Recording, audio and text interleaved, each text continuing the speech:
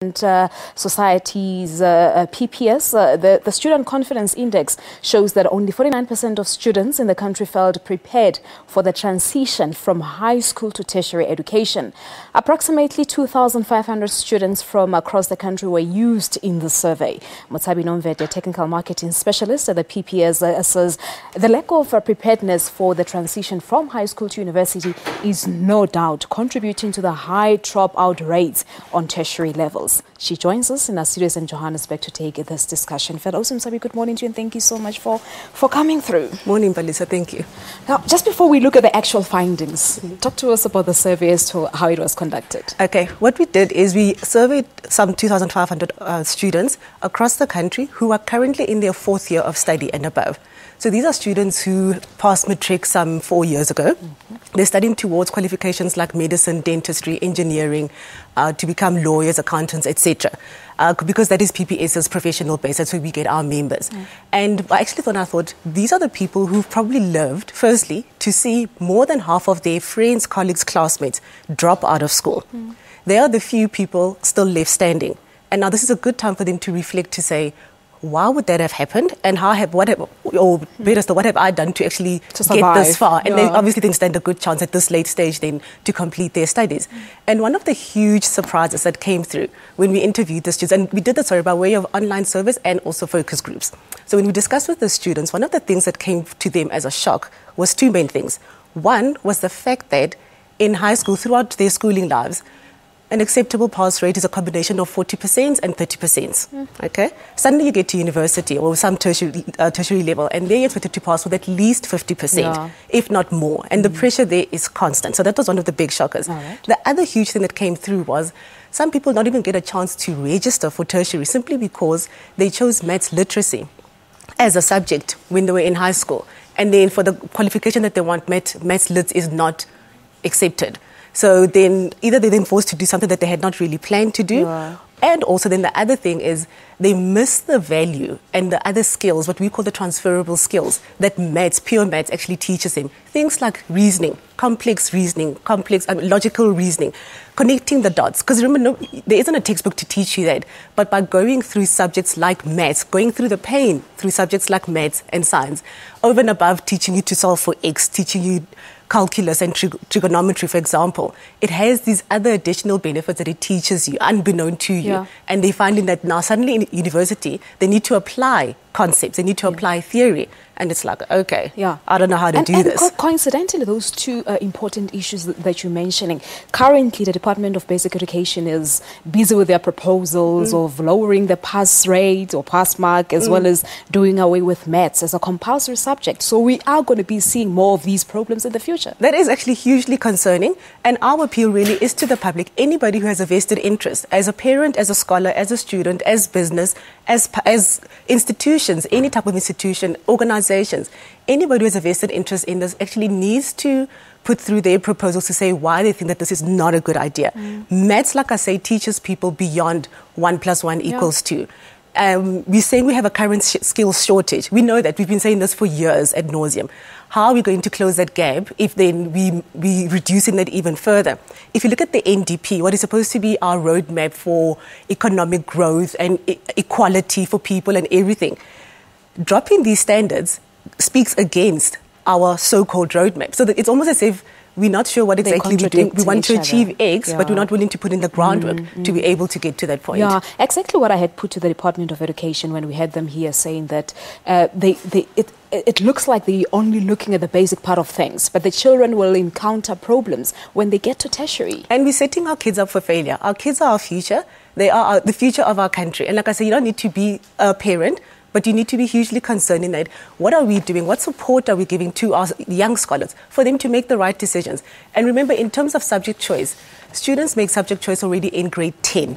So already so that's 2 years before matric. They need to be crystal clear as to what are going to be the requirements. And that's where I believe corporates can play a huge role in terms of having career days, mentorships, to guide the students to say, you know what, if you want to be whatever in 5-7 years time, again, it's very long term. In a student's life, 5-7 years, like, I'll get to that one. But the point is, the decisions you make today are going to affect your possibilities and your opportunities in 5-7 years' time. And that's a view that they need to take. And it's not just about the corporates. What about us professionals? How can we contribute? We're actually very blessed. I think as PPS, as a company, we're very lucky in that we do have a mentorship program, which actually the people who are willing to mentor are our clients, what we call our members. It's people who've been in the industry, people who've got experience, and they are volunteering their services.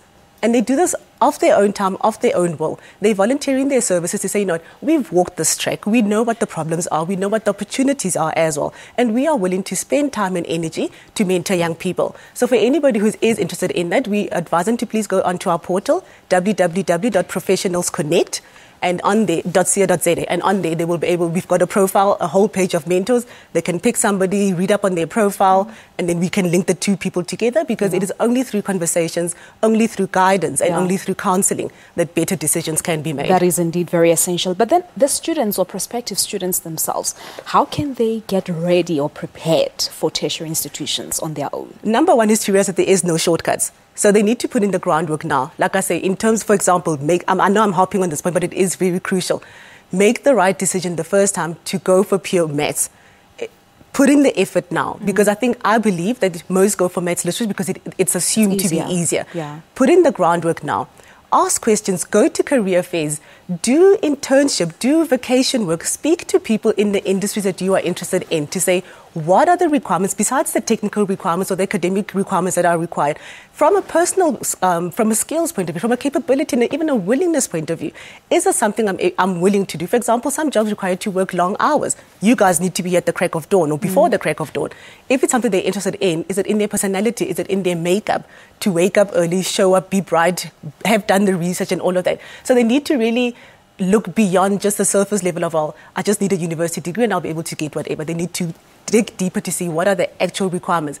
And that's what's going to set them apart from the other classmates and everybody else. Yeah. And of course, this is contributing immensely so to the dropouts in tertiary institutions. Oh, most definitely. And like I said, already 49%, if I'm not mistaken, of our students do drop out. That is hugely concerning. We keep talking about a skills shortage. We are never going to catch up if we have so many people. And also, my biggest concern over and above that, just put yourself in the shoes of somebody who has to drop out. I cannot believe that to be an easy decision.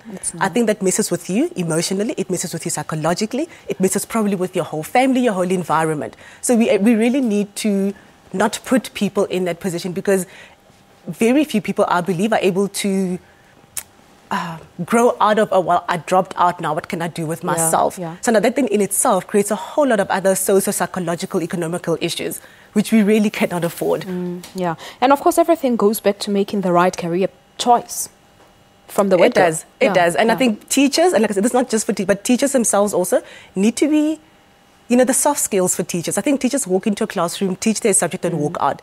They need to be able to identify within their class, within their students, this student, let me coach them more, let me teach them differently, because we are different. We learn information differently, and I think teachers need to be adaptable to that. But then that's their role.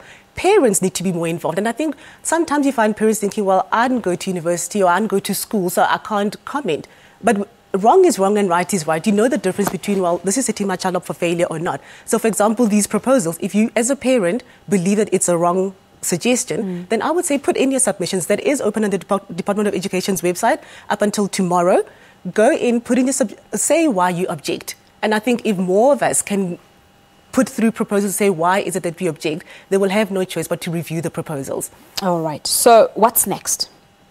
Well, we would love to see students prosper. Like I say, PPS in itself, we believe in the power of professional thinking. There is huge, huge opportunities for our country, for our youth. With the right guidance, with the right support, we can break this. Yeah, because I know previously we used to have like your guidance class, whereby they will actually sit you down and guide you. We need to bring that back. I think for now we almost believe that students have access to information on the web, but sometimes it's misdirected or, it might even be overwhelming. So we need somebody, and that's why I say our students need to start talking to people, whether it be a formal mentor, an informal mentor. Speak to people who walk the path. You don't have to live long enough to make all the mistakes yourself. Learn from other people's mistakes.